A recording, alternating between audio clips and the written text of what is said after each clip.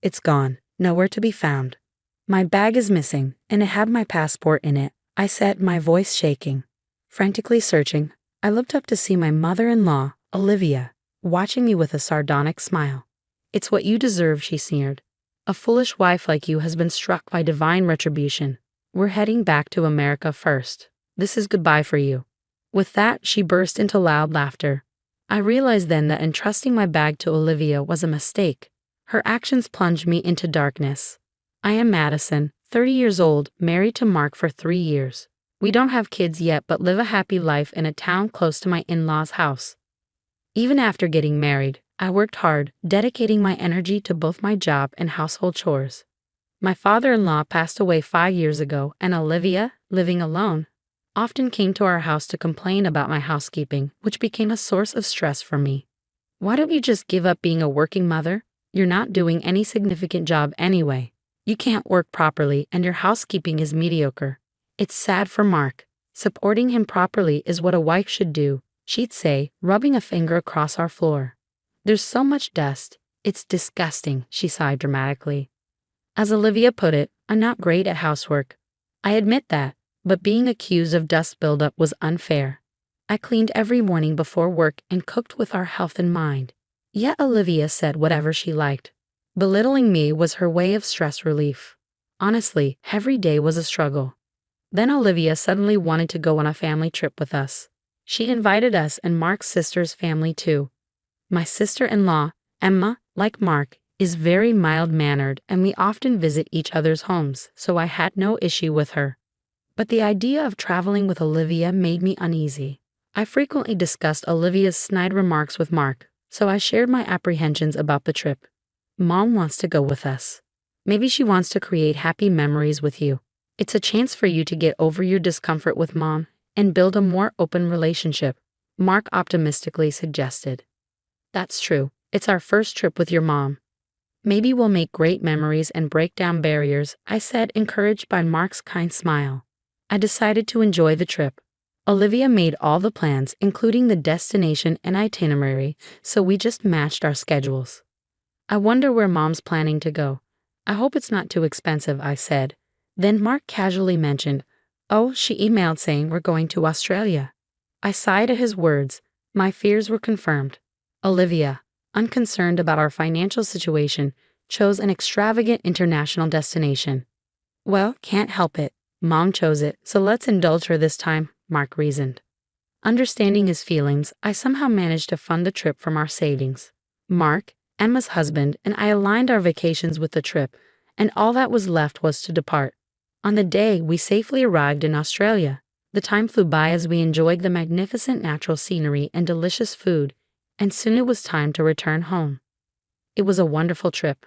I got so tanned, Olivia said, still excited and playful even at the airport. It was a truly fantastic experience, I agreed, but I had one lingering regret. What's wrong? You look down, Mark asked, looking into my face. Well, it's not a big deal, but I couldn't get as close to your mom as I'd hoped. We barely talked since we never had a moment alone during the trip, I explained. Mark put his hand on my shoulder, saying don't worry too much. We all had fun and enjoyed our time together. And that's what matters. He smiled reassuringly. Thinking maybe I was overthinking it, I followed the others. It's pretty crowded here. I should use the restroom before we board, Olivia said and then turned to me. Madison, hold my bags for me, will you? Everyone, leave your bags with her, and let's go together. She left me with her heavy luggage and hurried off.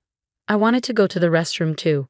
Seeing this, Emma said, sorry Madison, I'll take over when I'm back. Just wait for me. Not too long after they left, Olivia returned alone. That was quick, I said, surprised. It was empty. Now, where did you put my bags? She looked around. It's over there. I pointed at her luggage by her feet. Why is my expensive bag on the floor? I handed it to you so you wouldn't put it down. How could you be so careless? She picked it up and clutched it protectively.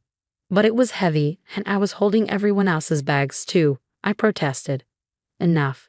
You really lack consideration. Why don't you just use the restroom too? I'll be kind and watch your bags. Just leave them on the floor. Your cheap bag is fine there, she said arrogantly. Thank you. I'll be right back. I left my bag on the floor and headed to the restroom, only to find a long line. Emma came out and asked, "Madison, what about the bags?" "I let Mark's mom watch them so I could come here, but it's really crowded. This might take a while." Olivia said it was empty, but maybe I just had bad timing, I explained. Finally, when I came out, Emma was waiting for me. "I didn't want to get lost, so I thought I'd go back with you," she said. I'm directionally challenged, so I was grateful Emma waited. When we got back, Olivia was standing alone, and the men seemed to be elsewhere. "Thanks for watching the bags," I said, looking where I left mine. "But that's strange. My bag was nowhere to be seen. I'm sure I left it here. I checked all the bags, but only mine was missing." "My bag's gone, but you were here the whole time, right, mother-in-law?" "Your bag? I don't know. Maybe it was never here," Olivia replied, her tone dismissive. "No, I definitely left it here, right in front of you," I insisted. Olivia snorted. "I didn't see anything. Don't blame me. I was sure I left it there because Olivia told me to. What should I do?" My passport was in the bag. As I panicked, Olivia sneered with a sarcastic smile. "Maybe this is payback for how you treated my bag, throwing it on the floor.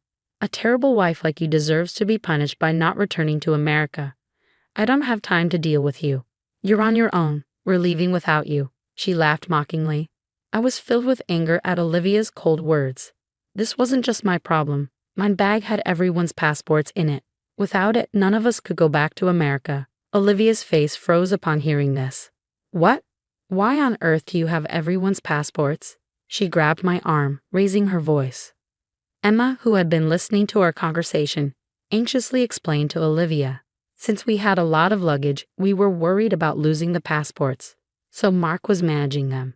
You must have forgotten because you were too excited, Mom." Hearing this, Olivia retorted, "Was that so? I was busy and forgot. But why were the passports with you and not Mark?" "That's strange," she accused me. "Mark had too much luggage to carry, so I've been keeping them since we left the hotel," I replied.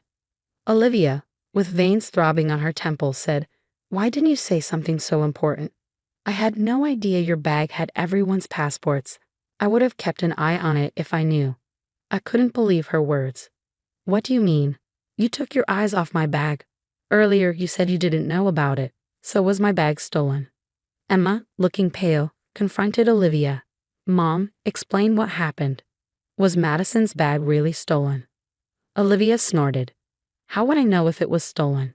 It was just gone when I noticed." Olivia stood there, arms crossed, unapologetically. "I can't believe it. That's so irresponsible." Then Mark and the others returned, noticing our troubled expressions. "What's wrong? Any trouble?" he asked, concerned.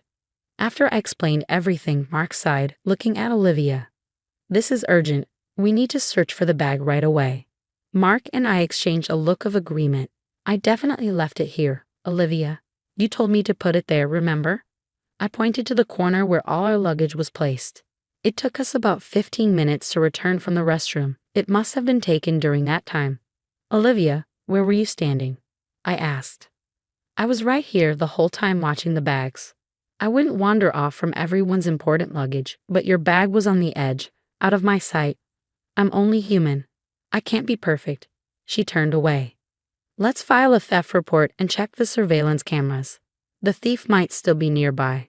We should act fast." Mark started to approach airport personnel. Olivia grabbed his arm. "Wait a minute. Filing a theft report sounds drastic. It's more realistic and quicker to just get the passports reissued." Mark shook off her hand. "Either way, we need a theft report from the police to prevent passport misuse. Then we'll proceed with reissuing them back at the embassy. But there's still a chance we could get the bag back, so we need to check the surveillance cameras to see who took it." Agreeing with Mark, Emma said, "That's right, brother. We should act quickly." Olivia, getting defensive, said, "All of this is her fault. She should take responsibility. Let her run around and catch the person who took her bag. There's no need for police involvement when she can handle it." She became furious, ranting.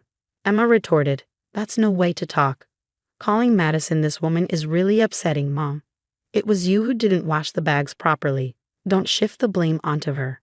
Emma spoke up for me, saying, "We need to find a solution together." Mark seemed to feel the same way I did. He put his hand on my shoulder and said, Madison won't be searching alone. Mom, why are you so against filing a theft report? Olivia seemed a bit shaken. It's not that. I've just never dealt with the police, so I'm hesitant. I prefer to solve it ourselves if possible. Fine, I'll help look too. Everyone split up and search. She forcefully tried to steer the conversation towards searching for the thief ourselves. Just then, a young man approached us. Ah, I found you. I've been looking for you, he said, addressing Olivia. I thought you might be in trouble after leaving this bag. I'm glad I found it. Your trip could have been ruined. He handed over my bag. Where did you find this bag? I asked, surprised.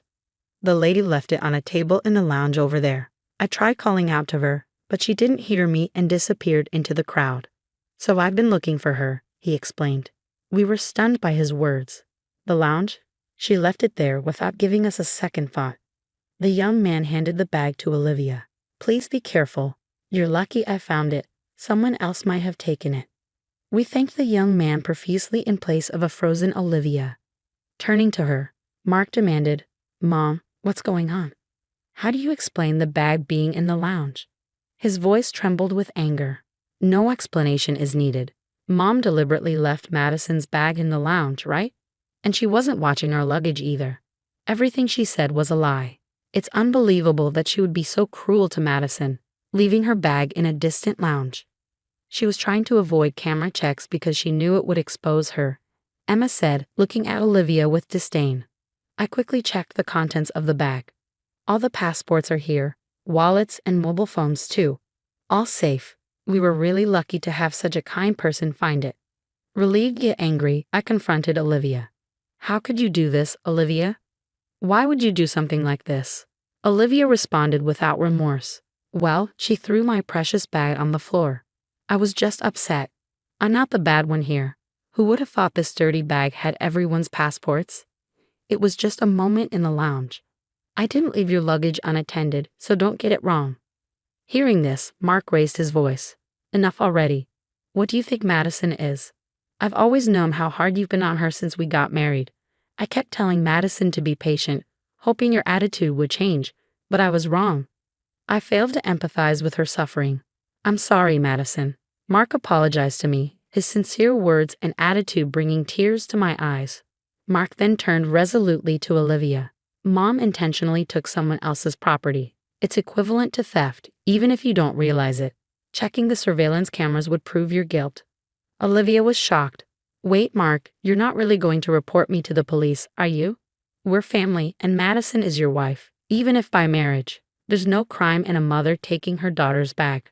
Mark spoke with a bitter expression. That's ridiculous, Mom. You should be apologizing to Madison first.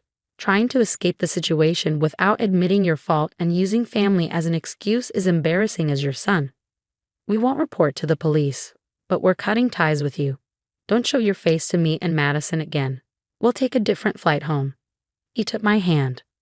Wait, hold on. You can't just decide this all of a sudden. I don't accept this.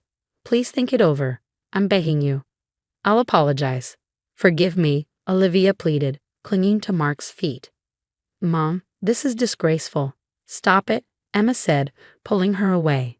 Emma and her husband forcibly took a crying Olivia away, leaving Mark and me alone. Are you sure about this, Mark? Cutting ties with your mom? I asked, concerned. This is for the best. You're the most important person to me. I'm sorry for not protecting you until now, he said, smiling and embracing me. We managed to get on a different flight home, returning to our normal life, but without Olivia. Emma also decided to keep her distance from Olivia. We moved far away from the in-laws' house, completely cutting off contact with Olivia. Likely Olivia is living alone, shunned by Emma too. Half a year after the Australia trip, I found out I was pregnant, but Olivia will never know or meet this child. In this peaceful town without Olivia, we'll walk towards our future. My only wish is for me, Mark, and our baby to live happily.